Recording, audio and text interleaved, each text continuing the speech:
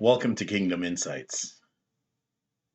Today we're going to start off with Nelson Mandela, but we're going to be talking about Benjamin Netanyahu and the IDF and the morality of that organization.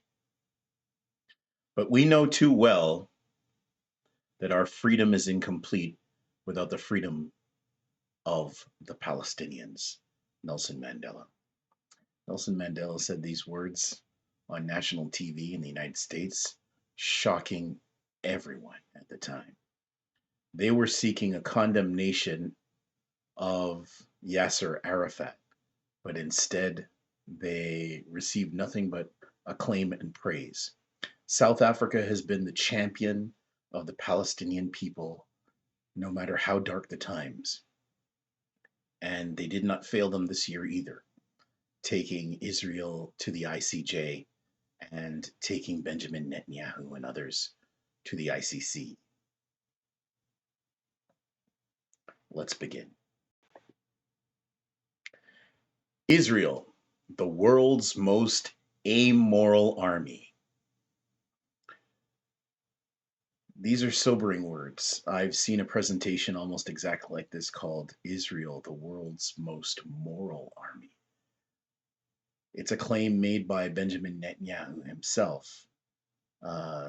Unfortunately, the truth is somewhat different than the claim. Deal. That's what everyone's talking about today. Deal, deal, deal, deal, deal. We were all looking forward to. The Palestinian people were in the streets for the second time in a week, thinking there was going to be a ceasefire. The Gazan people, I don't think they can take their heart being broken again. And I think to a great extent, this might be why Benjamin Netanyahu said what he said. So, deal. Hamas laid out a series of demands in response to an Israeli-backed ceasefire proposal. Now, remember what we just said. It's an Israeli-backed ceasefire proposal. This is not a Hamas ceasefire. This is an Israeli-backed ceasefire proposal that Hamas is responding to. Now listen, these are the demands of Hamas. Exchanging hostages for Palestinian prisoners, expected. The rebuilding of Gaza, obviously expected. A full withdrawal of Israeli forces, which they said even before the deal started, expected. An end to the war after 3 45-day truce periods. Now, the staged approach was suggested by Israel, not Hamas. So all Hamas did was delineate 45-day truce periods at which different deliverables would be done. Most analysts consider the demands reasonable, including myself. In response to these demands, Israeli Prime Minister Netanyahu utterly rejected Hamas's terms for a ceasefire and hostage release agreement, calling them delusional, and cut off all negotiations. I'm going to go one step further and read you a little bit of what Prime Minister Netanyahu said. So first things first, he said, no deal.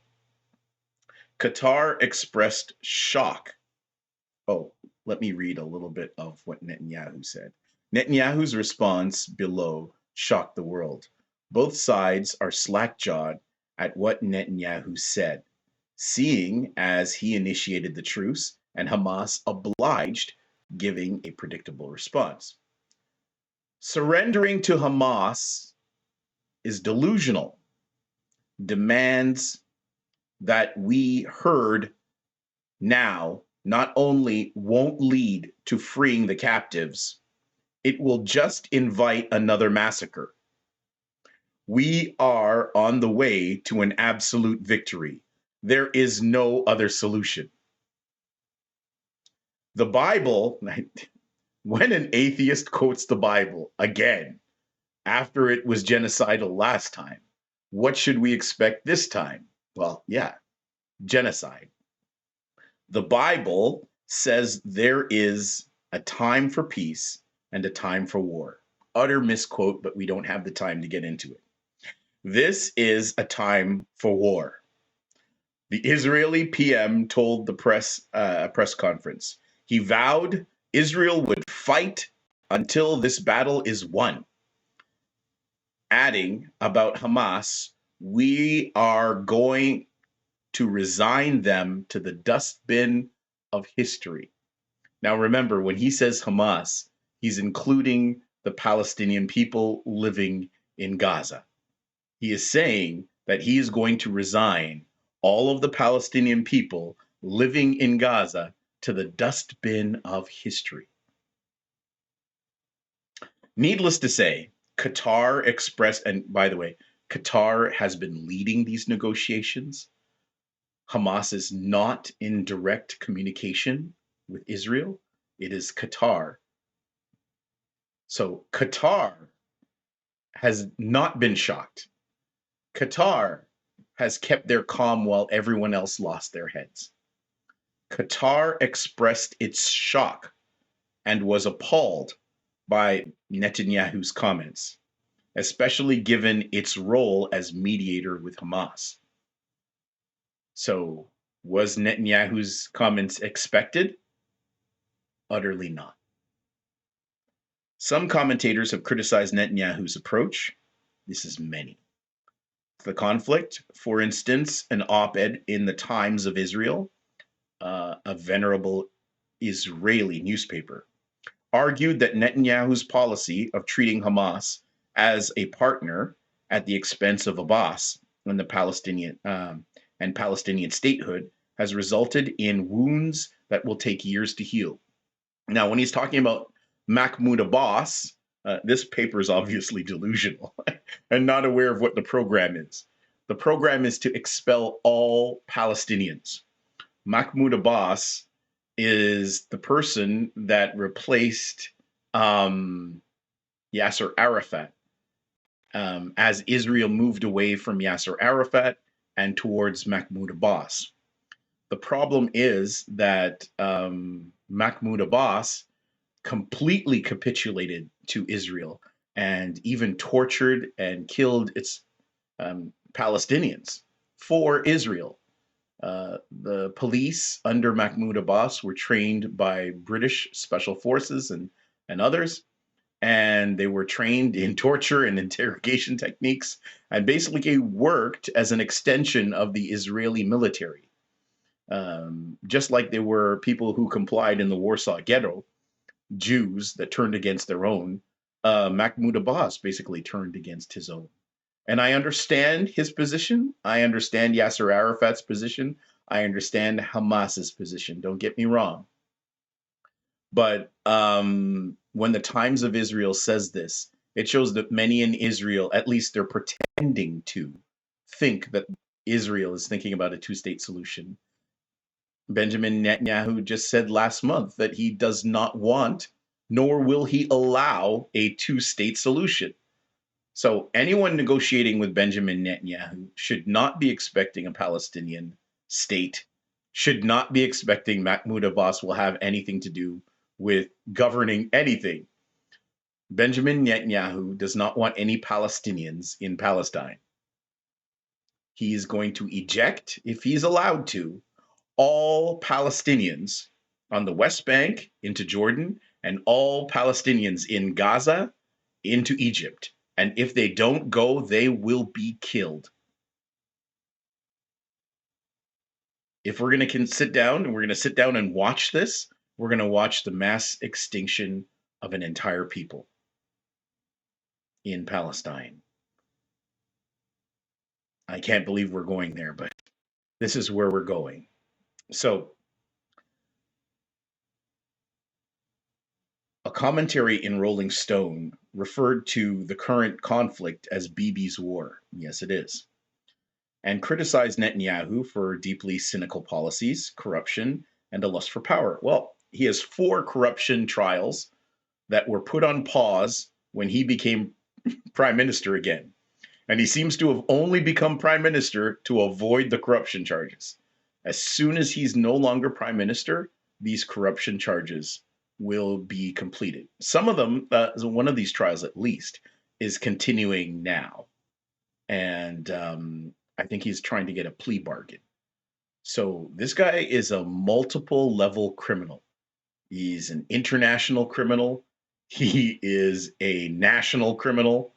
And he is a human rights violator.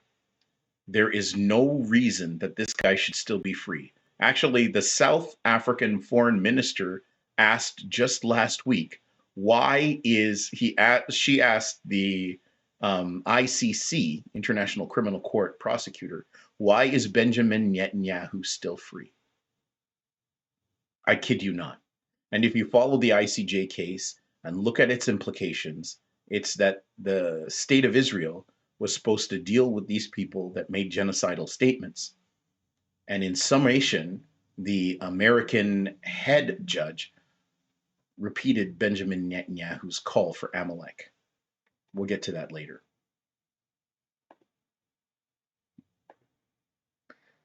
So let's start off talking about this issue on an ideological level.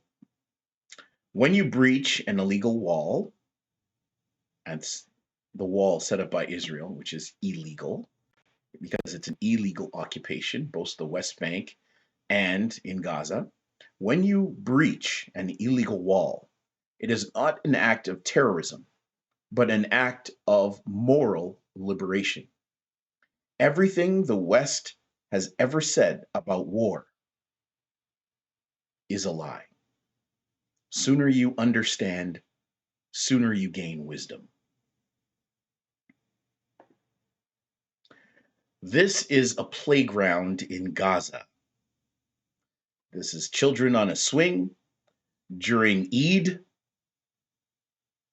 at the Unknown Soldiers Square in Gaza City, July 12th, 2022.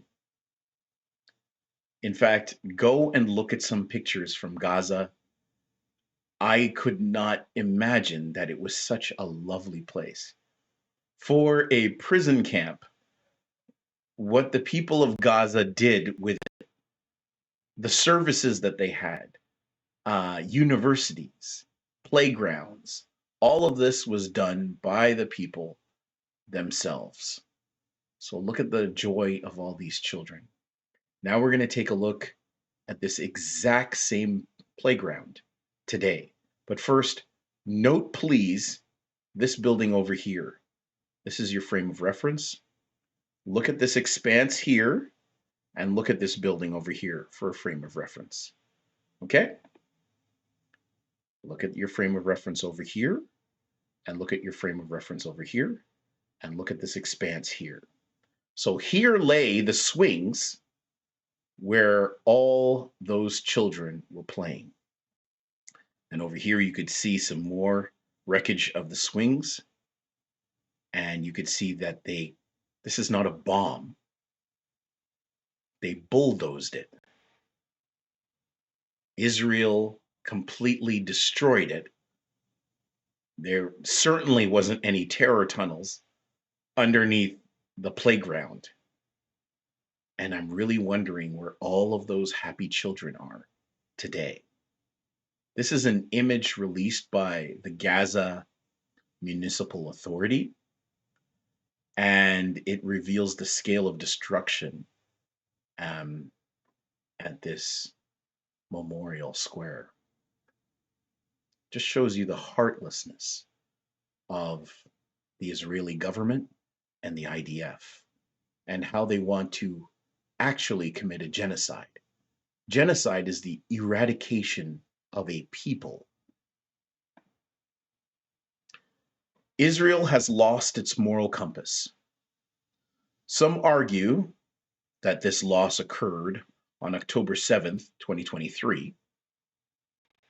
Others suggest it happened during the onset of the occupation in 1967 or during the Nakba that began in 1948. I propose that Jews lost their moral compass the moment they tied their aspirations, listen to my words carefully, the moment they tied their aspirations as a people to the agenda of Zionism during the first Zionist Congress of 1897. Herzl, Theodor Herzl, is a heretic to Judaism, the religion, that is. He was embraced as a hero, still is, though he's a heretic. This tells you something about the complexion of Zionism. Yes, Zionists have appropriated Palestinian land and declared it a Jewish state. And if you look at the Declaration of Statehood, you'll see that it was declared in the state of Palestine. The state of Israel is a subset of Palestine. But can they maintain it, and at what cost to themselves and the Palestinians? The illegal Israeli occupation of Palestine began with the Six-Day War of June 1967. It's considered illegal under international law, and the United Nations Security Council Resolution 2234 of 2016, very recent, demanded Israel cease all settlement activities, which it did not. Israel did not comply. In addition, occupation violates previous UN resolutions 242, 338, 446, 478, and 497. Multiple violations. The Nakba, or catastrophe, that's back, remember, in 1948, was the violent displacement and dispossession of Palestinians, along with the destruction of their society, culture, identity, political rights, and national aspirations. When you look at Gaza, another Nakba is underway. You could see they're destroying all of those things again. The Nakba violated UN resolutions. You'll see some repeat there: 194, 242, 338, and 446. Mark 8:36 says, "For what does it profit a man to gain the whole world and forfeit his very soul?"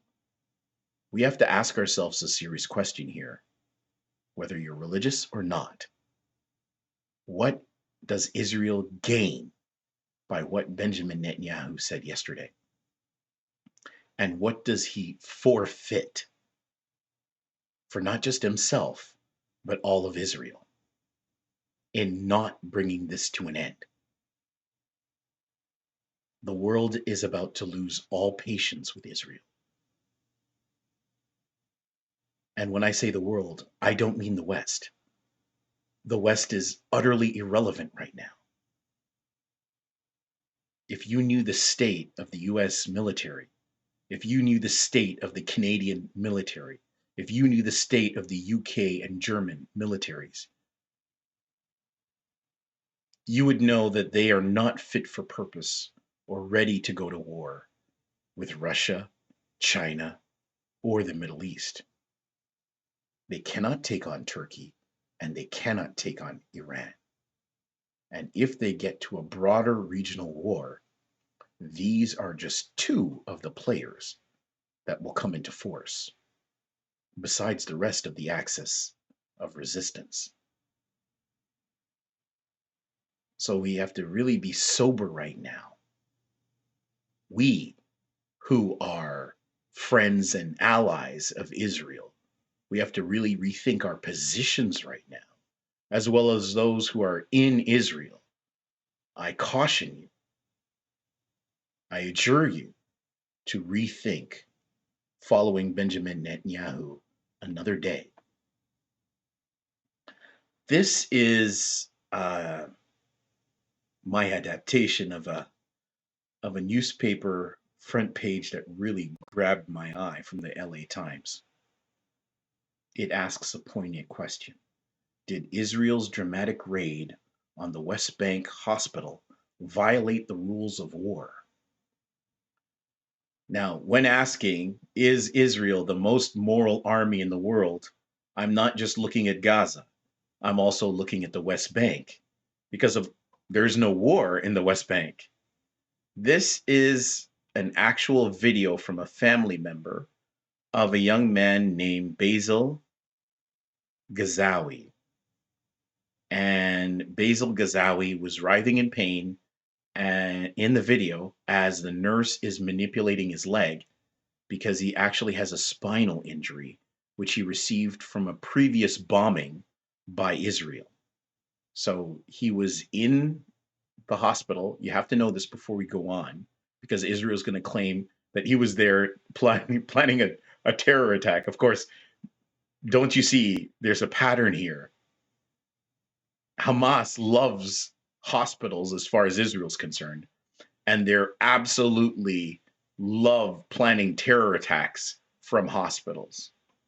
But now that all of the hospitals in Gaza City, in north, south, have been bombed, over 26 hospitals have been completely destroyed, and they haven't found any real evidence of any terror network there. By the way, the resistance is only getting stronger. So if the hospitals were really their base of operation, if the schools were their base of operation, if the refugee camps were their base of operation, now that 2 million people are homeless and they've checked everywhere and they can't find the base of operation of Hamas, and the tunnels are still active and they're killing dozens of Israeli soldiers a day, whether they're mercenaries or not. And I think that's, many of us think that's how they're keeping the numbers down, because a number of them are mercenaries. However, regardless, they're not hitting their target and they're losing the war, which brings us again to Benjamin Netanyahu's statement that they're going to continue until they win the war. The only thing they will win is killing every man, woman, and child in Gaza. They certainly will not beat those mujahideen. I mean, every day the mujahideen come out with better weapons. Every single attack they notarize on Telegram. We know, anybody who wants to log into Telegram, you can see what Al-Quds and Al-Qasim brigades are doing. They're working together as one unit. The only thing Israel is doing is uniting their opposition. In every nation where Palestinians are, all 7 million Palestinians in diaspora and all 6 million Palestinians in Israel and the occupied territories. They've united all of those people as one. And no matter who's in government in any Muslim country, they've united all of the Muslim nations as one. And I can tell you, as for all of Africa, they've mostly united most of Africa behind their cause. And the same is true of Asia. And the same is true of Russia. And the same is true of China. There are very few nations on earth. Look for those who defunded UNRWA as those who might have opposition to Hamas as an organization or to the Palestinian people themselves. Only look to a country like Canada, who yesterday, after all that's happened, after UNRWA is still Canada has stopped funding UNRWA. And instead of refunding UNRWA, after we've all witnessed that the communique from the intelligence operations in Israel was a complete lie, and that the accusations against the UN workers remain unfounded and unproven. Even U.S. Secretary Blinken has not seen one iota of evidence. The United Nations is still waiting. They've opened an investigation, but they haven't received any evidence that anyone is guilty. There's no one in Canadian government that I can reach, that I've spoken to, that has any evidence against any of those UN workers. There remains only accusations. and they're reducing the number from 12. They're reducing the number of people who are accused, and they're reducing the number of charges that they're charging, but they still haven't given proof for anything. And over 13 nations have defunded UNRWA, almost 85% of its operating budget. I just wanted to let you know. Do you know what UNRWA does? UNRWA supports over 7 million Palestinians. They look after their education, their housing, their medical, their food. It's not just in Lebanon. It's not just in the occupied territories in the West Bank, but Jerusalem and Gaza. It's not just Gaza, but it's in Syria and Jordan. I mean, when you defund UNRWA, you're defunding 33,000 good men and women from all over the world, most of them Palestinians, who are the only financial support of their people right now. At the time of crisis, what kind of friend was Canada? Oh, you know what Canada did today? I just can't say it. They issued sanctions against the leaders of Hamas in the midst of a negotiation. Sanctions against Hamas. I think the Canadian government only believes in sanctions.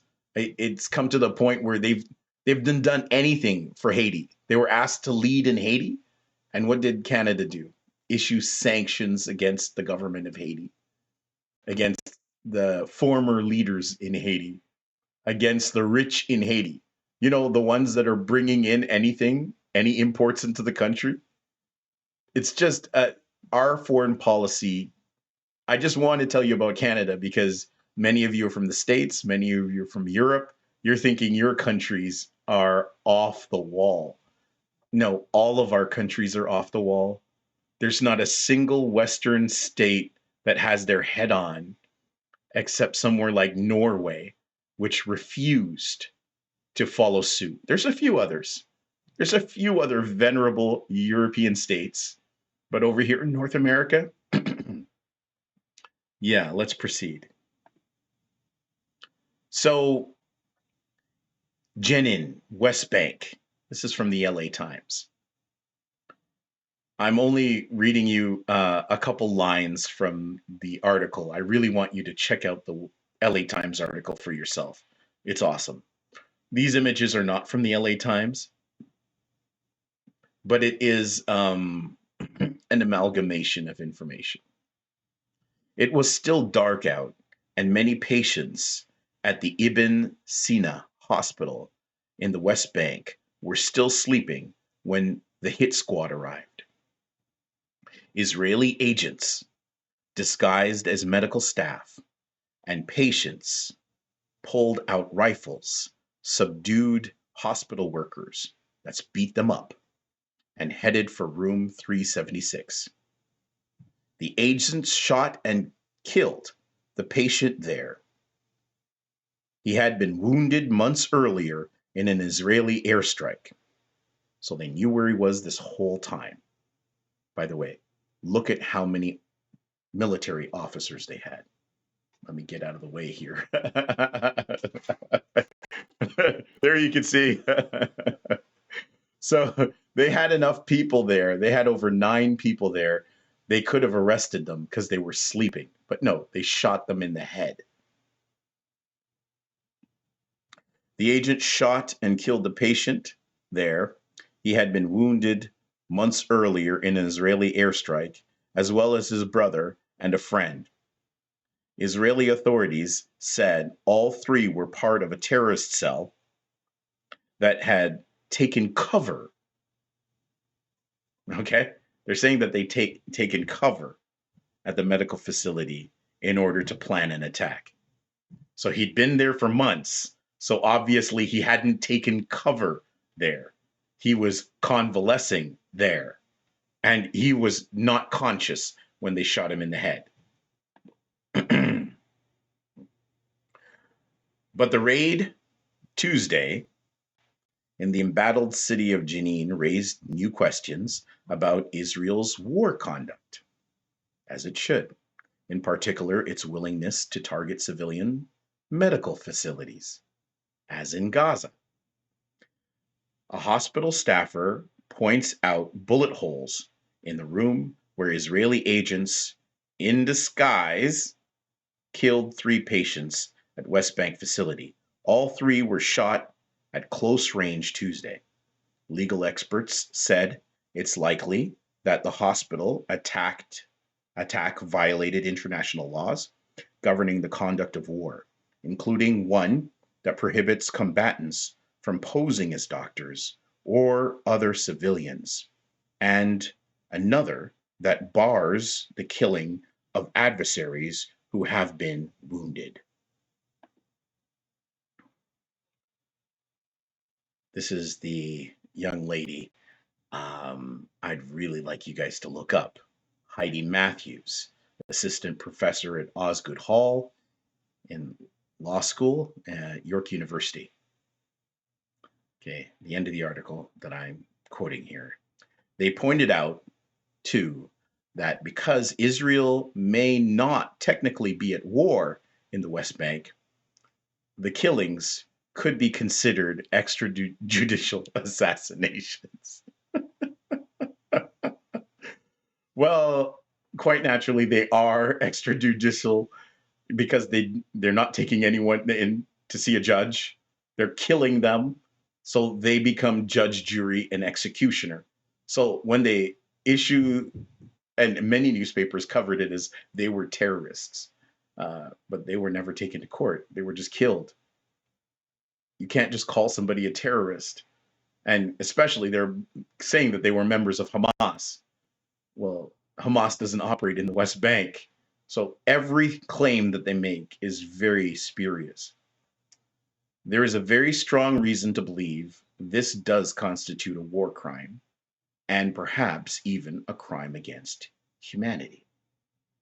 So what she said there is quite telling. Here is the pillow.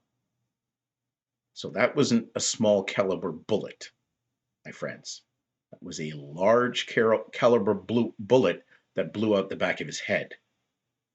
CBS News. Okay, listen to how they categorize this. Israeli forces kill 3 men accused, no proof. Just look to everything Israel does. They throw out accusations, but accused of plotting Hamas terror attack in rare, like they don't do this every day. It doesn't matter if they do it once, it's a war crime, right? Terror attack in rare raid inside West Bank Hospital. Well, here are the 3 young men, handsome young guys, okay? And here are my thoughts.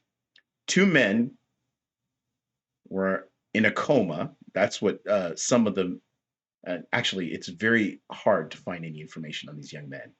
So what I understand is that they were sleeping, and people might be saying that they were in a coma.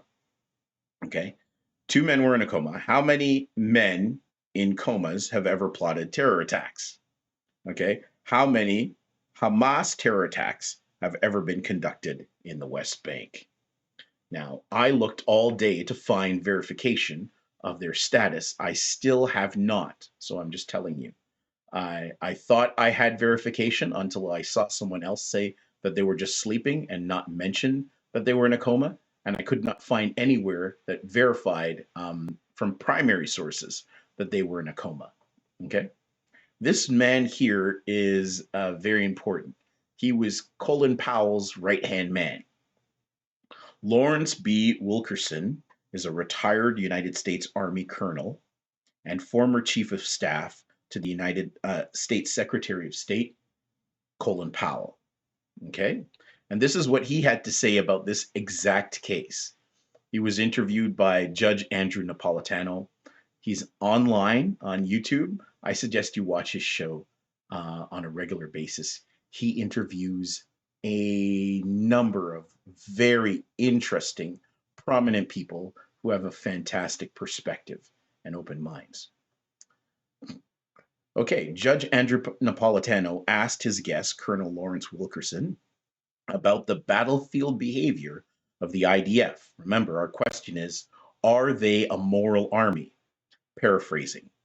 What do military professionals think seeing IDF troops dressed in feminine hospital garb invading a hospital and blowing the brains out of three young men who were injured, two of whom were in a coma? You see what I'm saying? I can tell you, this is Mr. Wilkerson, by the way. I can tell you what I think, and I can tell you what most of my comrades with whom I talk think. They think the Israeli Defense Force is capable of almost any heinous act known to man. They think the Israeli Defense Force doesn't understand or know or care about the laws of land warfare. They think they have no conception of the Geneva Conventions. They think they have absolutely no limits whatsoever to what they'll do on the battlefield. These are very sobering words, and they're very carefully chosen. This is the mourners taking the two young men to be buried. So these are the two Ghazawi brothers who were among the three Palestinians killed. And this is back at January 30th, 2024. The Israeli forces' raid on the hospital in the West Bank, disguised as medical civilians, right, resulted in the death of these three Palestinians. I told you what Colonel Wilkerson said. They have no conception of the Geneva Conventions. And I told you what Assistant Professor Heidi Matthews said. There's a very strong reason to believe this does constitute a war crime and perhaps even crimes against humanity. Well, I looked it up myself. International law, specifically the Geneva Convention, grants protected status to doctors, patients in an armed conflict. Violations of this law can be considered war crimes. The act of feigning, so it's a separate war crime we're talking about now. The first one was killing, attacking, hurting, harming anybody who is a doctor or any medical staff and or a patient. The act of feigning protected status persons, such as dressing up as a doctor or patient, to invite the confidence of the adversary and then proceeding to kill or injure them, is a violation of international law. Several experts, including Colonel Matthews and Assistant Professor Heidi Matthews, suggest that the IDF violated international law during this raid. This could potentially make these soldiers and their comrades and their commanders, who authorized this raid, war criminals. In addition to the violation of the Geneva Convention, this act may also violate domestic Israeli law, as I found out it does, and other applicable international humanitarian laws. So when we say that Israel is out on a limb, we mean they're way out on a limb. Here is a TikTok memorial to the young men, and here are their friends burying the brothers. It's so sad. Joe Biden, I'm sure you've heard it by now. Joe Biden said to have called Benjamin Netanyahu a so-and-so kind of guy. White House denies claim, but the Times of Israel and many other Israeli papers, who I'm reading often, keep quoting that over and over again, as if Joe Biden said that. Now, we'll read the statement that started this presentation again. The IDF is the most moral army in the world, by Benjamin Netanyahu. No, in this, it was a speech he was giving, he didn't just get up and give a quote. So in the speech he was giving, Prime Minister Benjamin Netanyahu makes the absurd claim the IDF is the most moral army in the world. He also makes genocidal statements. This is when he made the Amalek statement, which was referred by South Africa at the ICJ case. Okay? Listen to this. This is supposed to be the Israeli soldiers. When he says they, he means the Israeli soldiers. I've got to take off in a minute. They are longing to recompense the murderers for the horrific acts they perpetrated on our children, our women, our parents, our friends. They are committed to eradicating this evil from the world, from our existence, and I add, for the good of all humanity. That's genocidal, saying he's going to kill all Palestinians for the good of all humanity. The entire people, just in case you didn't know, that was genocidal. The entire people and their leadership of the people embrace them and believe in them. This is the justification for genocide, because they elected Hamas in 2006, and it was given oversight, that election, and they found it to be very legal. So don't let anyone tell you that he took over. They were elected, and that's when Benjamin Netanyahu lost his mind. The entire people, the leadership, okay, remember what Amalek did to you. Deuteronomy 25:17. Don't get me started. We'll have to break that one down another time. Just accept that it's a misquote. Amalek has nothing to do with the Palestinians. But invocating Amalek means killing sheep. And Israeli soldiers are on TikTok shooting sheep. I kid you not. There's a TikTok video out right now. It's probably on X. It's probably on other platforms as well, where the Israeli soldiers are literally shooting sheep in the streets. Okay? We might remember, and we fight. So this is some soldiers jumping up and down, hooting and hollering, and saying this: wipe the seed of Amalek off the earth. They are also chanting, there are no innocent civilians in Gaza. Okay? They've turned Benjamin Netanyahu's statement on Amalek into a song. This was used at the South African trial against Israel, showing the incitement towards genocide. So again, we ask, Israel, the world's most moral or the world's most amoral army? Tune in again, and we'll continue the conversation. Bless.